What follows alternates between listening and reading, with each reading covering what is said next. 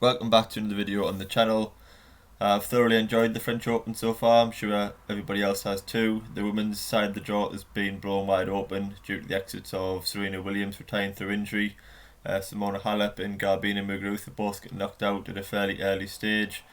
But we do still have a fantastic draw with the likes of Sofia Kenin, Ons Jabeur, Petra Kvitova. Still all fighting out for the title. We have the fantastic story of the teenager Iga Swiatek, who has reached the quarterfinal of a Grand Slam for the first time in her career. And I will be bringing videos out from the semi-final stage onwards, giving my previews and predictions on those matches. I was going to do the quarterfinals, but due to Jabeur and Collins moving to today, it's difficult to sort of put in a quarterfinals prediction video when they start straight after the conclusion of the fourth round. But from the semi-final onwards, I will be covering the women's tournament too. But today I'm going to be talking about the men's French Open quarterfinals, and you couldn't really have handpicked the quarterfinals any better if you'd started at the start of the tournament. You've got Diego Schwartzman, who beat Rafael Nadal in Madrid, playing some fantastic tennis on clay up against the newly crowned Grand Slam champion Dominic Thiem, who has won 11 Grand Slam matches in a row. That's going to be a fantastic matchup, and that's the first quarterfinal of the day. Followed by Jannik Sinner against Rafael Nadal. Sinner is sort of a young gun who's making his first appearance at Roland Garros. He's facing the King of Clay and Rafael Nadal, so it's going to be, the underdog against the King of Clay there. Andrei Rublev against Stefanos Tsitsipas. It's two members of the next gen who are playing fantastically well this year. Repeat of the Hamburg final, which we saw a few weeks ago, which Rublev won. And Pablo Carreño Busta against Novak Djokovic, which is obviously a repeat of the US Open last 16 match, in which Djokovic got disqualified in his only loss of the year. So we have four fantastic quarterfinals, and I'm going to be previewing them now and giving my predictions. So kicking things off with Diego Schwartzman against Dominic Thiem. I just mentioned there briefly, Diego Schwartzman had a fantastic time in Madrid, beating Denis Shapovalov in 3 sets and beating Rafael Nadal in straight sets, and went on to lose a close final against Djokovic. He was leading, I think, 4 or 5-2 in the opening set. Had he took that opening set, he could have quite easily have beaten Djokovic in a 3-set match. But it's obviously no mean feat defeating Djokovic at the moment. He hasn't dropped his set yet. This is an event. The conditions are certainly suiting a player like Diego. He's very difficult to hit claim winners against on any court, let alone a slow, heavy court, and he's very quick. A great defensive player and incredibly fit. Great counter puncher, and he'll be confident, I'm sure, of going all the way. He's up against Dominic Thiem today, and it'll be an incredibly difficult match. But if he can overcome that battle, we saw him beat Rafa a couple of weeks ago in Madrid, and then he's going to be in the final, and he's going to be very confident and capable of reaching that sort of stage, I believe, on a court that's definitely suiting. He's a player in form, whereas Dominic Thiem, we have just been crowned the US Open champion a few weeks ago, made an incredible comeback in that final against Alexander Zverev, in which a match he looked very fatigued. He's really struggling at the back end of that match with the Achilles injury. I do think he's recovered from the Achilles injury, but he hasn't had much recovery time and no time for prep events. And I did mention in my preview that I think clay's a very difficult surface to adapt to quickly, and he could have done with a prep event and more recovery time in between the US and the French, but due to the problems that we've had this year, it was a quick turnaround, and everybody knew that coming into the event, which is perhaps why Rafa didn't go to the US and focused on the French. For Thiem, I wouldn't say it's affected him yet, but if there's any vulnerabilities in his game or in his fitness, then a player like Diego Schwartz most certainly expose them. Thiem came through a 5-setter against Hugo Gaston in round 4. He struggled in sets 3 or 4 physically, but found his extra gear and relied on them championship qualities when he needed them most, and played very well in the 5th set to come through. I think Thiem probably won the US Open due to the quick favourable conditions. When Djokovic exited, I did make Thiem a prediction to win that event due to the fast conditions. I think he's a fantastic ball striker who hits a lot of clean winners, and a fast hard court that's fantastic for a player like Dominic Thiem. I think Diego Schwartzman is probably the worst matchup on a slow, heavy clay court when you'd probably like a quick win. You know, if Thiem was to probably face Rafa in the semi-final, if he does have any physical problems from the US Open, then you know you'd like to have a quick quarter-final match and then rest up before facing Rafa, and hopefully peak. But if there's anything, if he does come out today with a win, it's going to be a long, hard-fought match against Diego. And I am actually going to predict Diego to win this one. I think he just wears him down. He forces errors from Thiem. It's important, I think, that Diego uses variations. He goes for his own shots. He keeps Thiem on the run and tires him out. Thiem's probably his best asset is his incredible fitness, but I don't think he's in the best condition currently. I think we've seen that in the last round, and we saw it at the back end of the US Open that he was struggling physically. And just, as I said before, I don't think he's had the recovery time. I think he could get found out against a player like Diego Schwartzman on a heavy, slow clay court. It's going to be a long, tough physical battle, and I do expect Schwartzman to come out on top in 4 sets, but it'll be a fantastic match. Moving on to Jannik Sinner against Rafael Nadal, and before I jump into previewing this one, I am going to be doing a live text commentary tonight of this match on Grand Slam Tennis Online, which I'll leave a link to in the description below. I also will leave a link to my tennis Twitter account below, which I'll be posting the link to as well.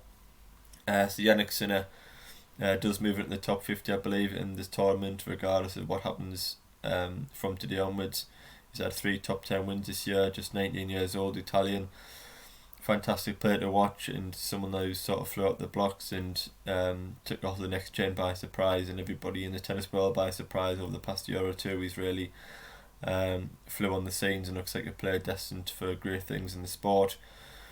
You know, since his debut at Roland Garros to reach the quarterfinal is already a special achievement. He's obviously a massive underdog against Nadal, but with that, there's no pressure on the youngster. He's got nothing to lose. He can go out there, sort of a free hit, enjoy himself, and see what can happen. And you know, tennis is a very funny sport.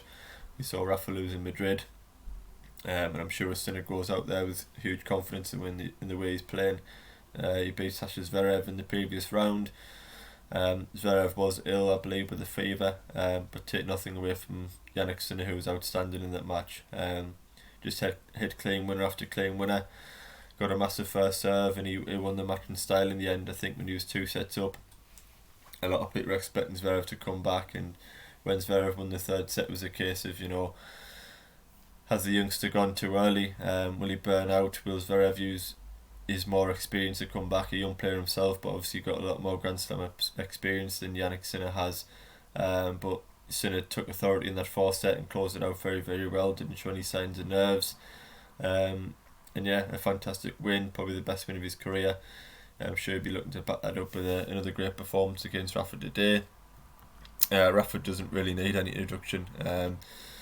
I did mention in my preview video the conditions are a hell of a lot different to what they'd usually be. The French Open, you know, just the time of year, the heat, the new roof, the balls, the slowness of the court. He has lost in Madrid as well to put extra pressure on himself and from the outside. But so far at the French Open, he has looked very, very good. Albeit he hasn't been tested yet. You know, he hasn't played a high-ranked player. Sinner's a player comes into the match with no pressure on him, capable of hitting lots of winners. If he serves a high first serve percentage, then you know he could be holding serve and putting pressure on the Rafa serve very easily. I think Sinner's broke serve, I think it was 5 or 6, 7 times he broke Sasha Zverev the other day, which is, you know, just showing you how well he's returning and playing on return games. And Rafa's going to have to serve well, definitely in this match. For what Sinner's faced, you know, obviously Rafa's a different animal, especially at Roland Garros, the king of clay. Won't want a youngster to take his crown. I do think Sinner can remain competitive for an hour or so. You know, he's got very clean ground strokes and capable of hitting winners against anybody in the world on the form he showed so far this week. But I do think the ground strokes of Rafa will take over as he warms into the match. I think Sinner can win a set in this one, which will be a great achievement, and he's had a fantastic tournament, but I do expect Rafa to come through in 4 sets in this one. Moving on to tomorrow's quarterfinals, kicking off with Pablo Carreño Busta against Novak Djokovic, and Obviously, this is a repeat of the big last 16 match at the US Open, which sort of didn't happen. We know Karina Buster led 6-5 in the first set and was serving for the set when Djokovic hit the line judge with the ball and got disqualified. And it's quite strange how this has worked out, and we're going to get a repeat of that match. Pablo Carreño Busta's a player who I think's been sort of underestimated throughout his career. You know, a lot of people see him as a clay court specialist, but for me he's anything but. I think he's better suited on a hard court. He's reached two US Open semi-finals, and yeah, he's a player who's better on a hard court in my opinion. I don't think a slow court really suits him. He's a player that's well suited all round. He's a good mover, very fit, solid, particularly off the double-handed backhand. But I don't think he's got, you know, you need a match-winning shot for me to beat Djokovic. Something that can really hurt him time and time again. I don't think Carreño Busta's got that. You know, Busta's a player that likes to wear players down, keep the ball in court, force unforced errors, and they don't really come from Djokovic. You know, he's looked in fantastic form this week, and I don't think Carreño Busta stylistically is a player that can hurt Djokovic. You know, he might stay competitive with him for a set or two, but I do expect heavier ground strokes from Djokovic, the variations. And Djokovic is just a better player in every department. Arguably the overheads, you know, Carreño Busta's got one of the best overheads in the world. Djokovic has got arguably one of the worst in the top 50 of the men. You know, it's not a shot that he's comfortable with, but for reliability and consistent ground strokes, I think Djokovic is just a league above Carreño Busta. On Djokovic, you know, he's had a fantastic tournament so far. I was very impressed by his performance yesterday against Karen Khachanov. I thought it was match of the tournament so far. I think Khachanov played very, very well in patches and matched Djokovic. Can come out of the match very proud of his performance. But Djokovic, yeah, looked fantastic. The way he returned serve, the drop shots, double-handed backhand looked as reliable as ever. And I do think Djokovic comes through this one in straight sets. You know, he wanted to avenge that defeat from the US, and he's got a fantastic chance of reaching the final. You know, Tsitsipas and Rublev are waiting for him in the semi-final, which are two fantastic young players. But he's avoided the likes of Medvedev due to him going out early. Doesn't meet Rafa or Thiem until the final. So yeah, Djokovic is obviously a huge favourite to come through that side of the draw, and I expect him to come through this one in straight sets and look very good doing it, as he has done all week so far. Moving on to the final, quarter-final between Stefanos Tsitsipas and Andrei Rublev. And this is a potential show stealer and arguably tied the round. I would say this and Schwartzman against Thiem are probably the two best ties of the round. Andrei Rublev has won 3 titles so far in 2020, the second most matches I believe on the men's side after Djokovic. He beat Tsitsipas a few weeks ago in the Hamburg final, in which Tsitsipas had a very big lead in set 3, but as we know, he struggles to close out the matches, as we saw against Borna Coric in the US Open 4th round. Rublev took time to adjust to clay, and he struggled in the open round against Querrey, but he's looked very solid since. You know, it's no problem really that he struggled to adjust to clay. You know, he played very well in the hard court, and he's came to the French Open on a hugely different surface. So it's, you know, no surprise that it took him a little few sets to adjust, but he came through that match, and as I say, has looked fantastic since. I don't think the conditions are perfect by any means for Rublev. He's a player with very reliable ground strokes, but particularly the forehand is very reliable. But he hasn't got the biggest ground strokes. He does struggle to hit through players, which can often be frustrating for him. I do believe against an in-form Tsitsipas, you'll find it very difficult to hit through him. Tsitsipas was a player that also struggled to deal with the change of conditions in the opening round. He was 2 sets down to clay court specialist Jean Mounard. Had medical timeouts, and it looked like he was done for all the money. Tsitsipas really in round 1. He's fought back to winning 5 in that one and hasn't dropped a set since, never looked back. Faced Grigor Dimitrov in round 4, which was a very good test, and he's always a threat in a Grand Slam, and it was sort of a battle of the backhands, which Tsitsipas certainly won. I think the second set tie-break, Tsitsipas won 11-9, which is a huge confidence boost, you know, when he's been losing matches by very small margins in matches that he should probably be winning. Probably be nice for him to come through a tight set like that and just realise that he can do it, and he can serve out the pressure moments. So yeah, straight sets victory for Tsitsipas over Dimitrov, which is a very good win on paper. In this one, I do think the match was sort of on Tsitsipas's record. Although Rublev won in Hamburg a few weeks ago against Tsitsipas in the final, I do think Tsitsipas was the better player throughout that match and should have won. They caught it playing slower here, which will favour the Greek if anybody. It'll make it even harder for Rublev to hit through Tsitsipas, whereas Tsitsipas can hit through players on any surface with the power he possesses. Tsitsipas can be rash at times. We've seen it before in the past and make a lot of unforced errors. But I must say this tournament he's looked very, very good. Pretty reliable, hasn't made too many unforced errors. Played very well against Grigor Dimitrov, which will have set him up perfectly for this match. I don't think Rublev has the consistent power to trouble Tsitsipas on a slow surface.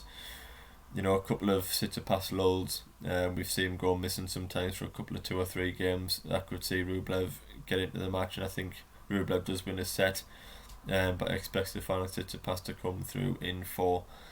So I see the semi-finals being Novak Djokovic against Stefanos Tsitsipas and Rafael Nadal against Diego Schwartzman. But we do have 4 fantastic quarterfinals lined up. They are live on ITV4 if you are in the UK, and I do believe they are on Eurosport if you are watching from around the world. But do tune in. I will be covering the events on my Twitter account and also Grand Slam Tennis Online, so I'll leave links to both those in the description below. But let me know in the comments below who you think will win the quarterfinals, and thanks for watching. I will see you on the next video.